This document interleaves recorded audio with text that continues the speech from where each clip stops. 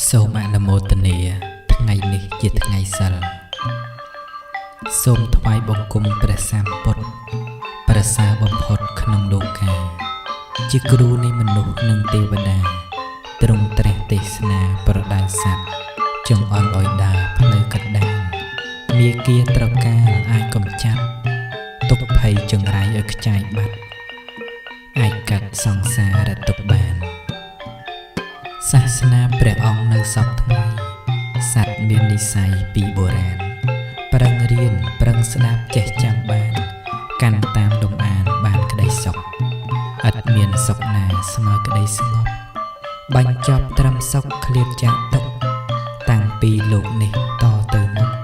ក្តីសុខនឹងមានព្រោះធម៌ស្ងប់ខ្ញុំសូមបង្គំឆ្ពោះព្រះធម៌ព្រះសង្ឃបវរទាំងគ្រប់សពរួមជាត្រៃរតន៍គូគោរពជាមលុបត្រជាក់នៃលោកាព្រះរូបព្រះធាតុនៃព្រះពុទ្ធវិសុទ្ធតាអង្គព្រះសាស្តាសូមគុណត្រៃរតន៍ជួយខេមរាឲ្យបានសុខា